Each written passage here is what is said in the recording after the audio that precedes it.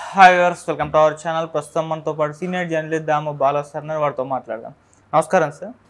Sir, ప్రముఖ choreographer Johnny master పైన హత్యాచార case నమోదైంది సార్. ఒక మహిళా డాన్సర్ అంటే పలుమార్లు తనపై అత్యాచారం చేశారని చెప్పేసి కేసు నమోదు చేసింది. అసలు ఈ కేసు డీటెయిల్స్ ఏంటి, మరి ఏం జరిగే అవకాశం ఉంది? జానీ మాస్టర్ని అరెస్ట్ చేసి విచారిస్తారంటారు సార్.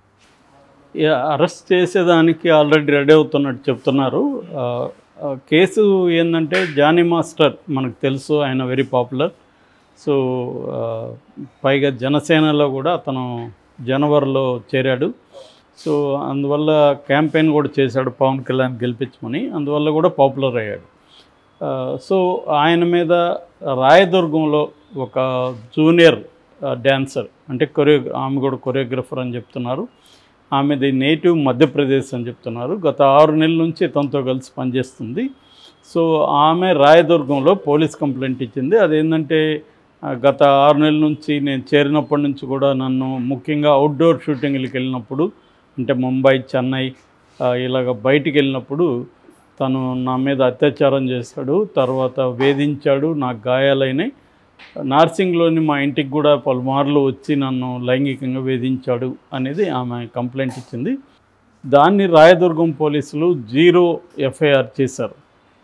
మామూలుగా మనం తెలుసు 0 ఎఫ్ఐఆర్ ఎప్పుడు చేస్తారంటే తమ పరిధిలోకి ఆ కేసు రానప్పుడు 0 ఎఫ్ఐఆర్ చేస్తారు. దాని తర్వాత దాన్ని సర్టన్ పోలీస్ స్టేషన్కి ట్రాన్స్ఫర్ చేస్తారు. ఈ ఉన్నది నార్సింగ్లో కాబట్టి అక్కడ పోలీస్ స్టేషన్ పరిధి అనేది నార్సింగ్ పోలీస్ స్టేషన్ కిందకి వస్తుంది.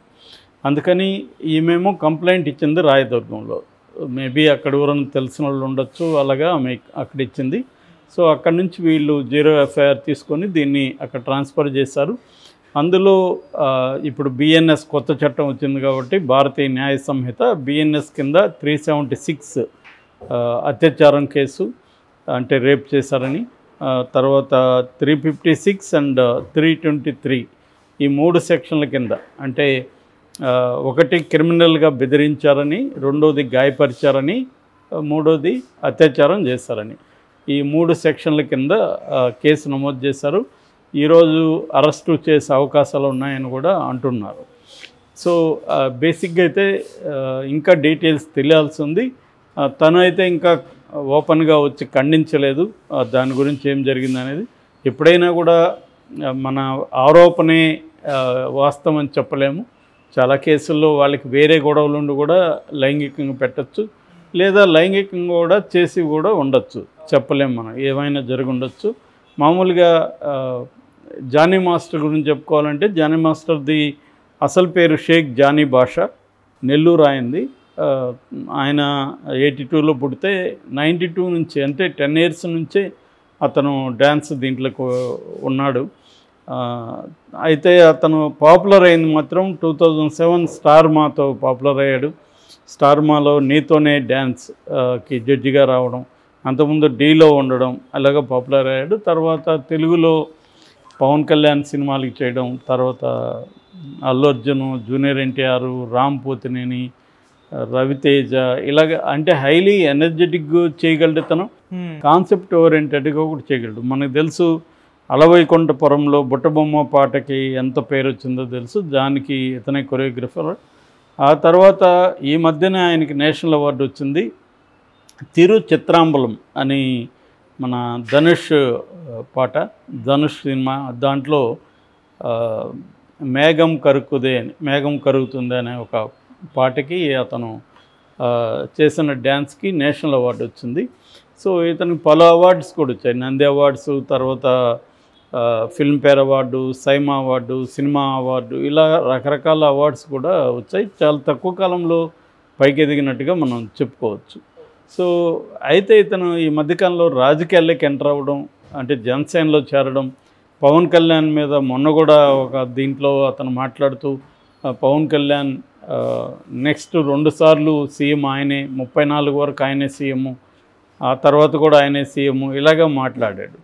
సో దీని మీద ఇప్పుడు దాని రియాక్షనే ఈ కేసా అని కూడా కొంతమంది అంటున్నారు. అంటే పొలిటికల్ మోటివేషన్ ఏమైనా ఉందా, లేకపోతే నిజంగానే జరిగిందా? ఎందుకంటే మనకి గత కొంతకాలంగా అనేక సినిమా రంగం మీద అనేక ఆరోపణలు వస్తున్నాయి. కేరళలో జస్టిస్ హేమ కమిటీ నివేదిక బయటపెట్టినప్పటి నుంచి మిగతా ఫీల్డ్స్లో కూడా ఎక్కడెక్కడ అన్యాయం జరిగిందో ఓపెన్గా స్త్రీలు వచ్చి మాట్లాడుతున్నారు. మామూలుగానే సినిమా రంగం అనే కాదు, ప్రతి రంగంలో కూడా స్త్రీలకు సంబంధించిన లైంగిక దీన్ని ఎక్స్ప్లాయిట్ చేయడం అనేది ఉంటుంది. ఇప్పుడు ఒక సాఫ్ట్వేర్ ఇండస్ట్రీ ఉంది, అందులో ఒక బాస్ ఉద్యోగం నీకు ఇవ్వాలన్నా, ప్రమోషన్ ఇవ్వాలన్నా నువ్వు నాకు ఏమి ఇస్తావని అడుగుతాడు. సో చాలామంది వాలంటీర్లుగా ఇచ్చేవాళ్ళు కూడా ఉంటారు. పోతే పోయింది ఏముందిలే మనకి సెటిల్ అవుతుంది లైఫ్ అనుకునే అమ్మాయిలు కూడా ఉండొచ్చు, లేదు కొంత డబ్బులు డిమాండ్ చేసినప్పుడు కూడా ఉండొచ్చు. సో ఇప్పుడు ఏంటంటే వాళ్ళ ఇష్టపూర్వకంగా ఎవరితో లైంగిక సంబంధాలు పెట్టుకున్నా అది తప్పు కాదు. కానీ ఫోర్స్ చేయడము, బలవంతం చేయడము, లేకపోతే వాళ్ళకి ఏదో ఫాల్స్ ప్రామిసెస్ చేయడము, ఇలాంటివి చేస్తే చట్టరీత్యా ఖచ్చితంగా నేరం అది. సో సినిమా రంగంలో కూడా ఇప్పుడు నేను నీకు ఒక అమ్మాయి ఇచ్చి నన్ను సినిమాలో వేషం అడిగింది, నేను నీకు వేషం ఇస్తాను కానీ నువ్వు నీ నుంచి నేను ఇది ఆశిస్తున్నాను నేను చెప్పాను అనుకో, అమ్మాయి ఒప్పుకుంది అనుకో, ఇది లీగల్గా ఇది తప్పు కాదు. కానీ రేపు ఆ అమ్మాయి వెళ్ళి కేసు పెట్టింది అనుకో, నన్ను ఫోర్స్ చేసి చేశాడని, అప్పుడు ఖచ్చితంగా నా మీద చర్య తీసుకుంటారు. సో ఇది చాలాసార్లు ఏమవుతుందంటే ఇక్కడ రెండు కోణాలు కూడా మనం చూస్తే చాలామంది వాళ్ళ అమ్మాయిలు అవసరం కోసం ఫస్ట్ ఒప్పుకుంటారు, తర్వాత వాళ్ళకి ఇంకా ఎక్కువ కావాల్సి వస్తుంది, ఇంకా మంచి క్యారెక్టర్ ఇవ్వలేదనో ఇంకోటో గొడవ వచ్చినప్పుడు నన్ను ఎప్పటి నుంచో ఇతను లైంగిక అత్యాచారం చేస్తున్నాడని పెట్టిన సందర్భాలు కూడా మనకు కనబడతాయి. ఆ మధ్య కూడా ఢిల్లీలో 43% రేప్ కేసులు ఫేక్ అని అక్కడ మహిళా కమిషనే తేల్చింది. సో ఇలాగా జరిగేవి ఉన్నాయి.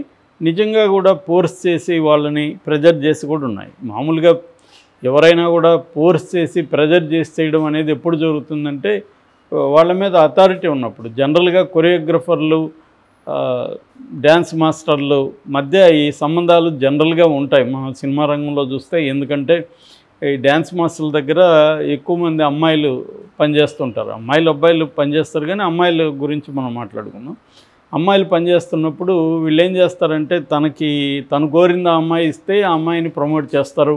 ఫర్ ఎగ్జాంపుల్ ఇప్పుడు కొంతమంది డ్యాన్సర్లు ముందుంటారు, కొంతమంది వెనకాల నిలబడతారు. మనం ముందుండే వాళ్ళనే ఎక్కువ చూస్తాం.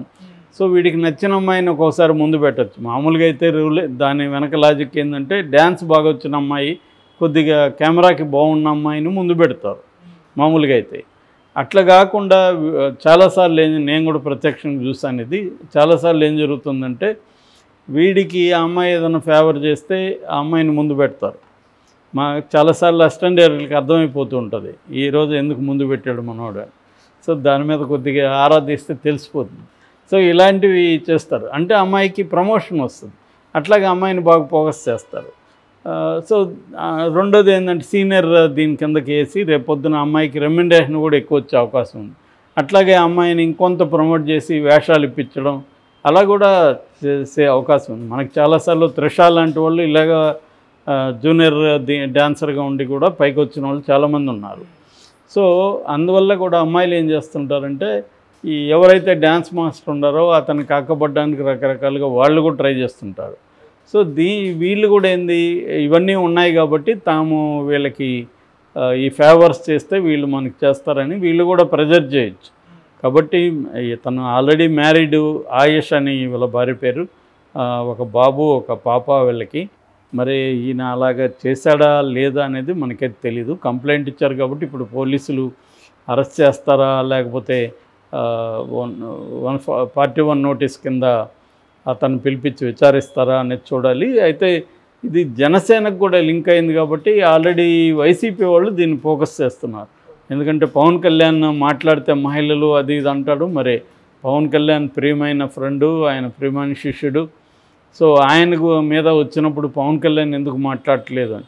మరోవైపు పవన్ కళ్యాణ్ ఆగ్రహం వ్యక్తం చేశాడని కూడా కొన్ని వార్తలు వస్తున్నాయి ఇతని మీద, ఇలా చేయడం కరెక్ట్ కాదని. సో మరి పవన్ కళ్యాణ్ కూడా ఓపెన్ అవుతాడా, తన మీద ఆరోపణలు వచ్చాయి కాబట్టి పార్టీని సస్పెండ్ చేస్తారా, ఇవన్నీ చూడాలి మనం. రెండోది దీని వెనక ఏమన్నా రాజకీయ కోణం ఉందా? రాజకీయ కోణం ఉందంటే ఇక్కడ ఉండేది కాంగ్రెస్ ప్రభుత్వం. ఒకవేళ రాజకీయ కోణం ఉంటే మామూలుగా ఏ అమ్మాయి ఇచ్చినా పోలీసులు తీసుకుంటారు. ముఖ్యంగా సెలబ్రిటీల మీద ఇచ్చినప్పుడు పోలీసులు కూడా ఏంటంటే తీసుకోకపోతే రేపు పొద్దున వాళ్ళకి ప్రెజర్స్ వస్తాయి. అందుకని వాళ్ళు మామూలుగా కేసు టేకప్ చేస్తారు, ఎఫ్ఐఆర్ చేస్తారు. ఈ మధ్య ఇప్పుడు బిఎన్ఎస్లో కూడా చట్టంలో ఏముందంటే ఎవరు కంప్లైంట్ ఇచ్చినా, ఈవెన్ మెయిల్ పెట్టినా కూడా దాన్ని ఎఫ్ఐఆర్ చేయాలి. ఈవెన్ ఆన్లైన్ ఎఫ్ఐఆర్ అనే కాన్సెప్ట్ కూడా బిఎన్ఎస్ చట్టంలో ఇంట్రడ్యూస్ చేశారు. ఒకవేళ పోలేకపోతే, స్టేషన్కి పోలేకుండా ఒక అమ్మాయి ఆన్లైన్లో కంప్లైంట్ ఇచ్చినా తీసుకోవాలి. కాబట్టి ఇప్పుడు స్ట్రిక్ట్గా రూల్స్ ఉన్నాయి కాబట్టి తీసుకున్నారు. మరి ఆ అమ్మాయి ఏ సాక్ష్యాధారాలని సమర్పించిందనేది కూడా చూడాలి. అంటే ఆ అమ్మాయి చెప్పితే సరిపోతుందా, లేకపోతే ఏమన్నా సాక్ష్యాధారాలు ఉన్నాయా అనేది కూడా తేలాలి. Okay sir, thank you so much.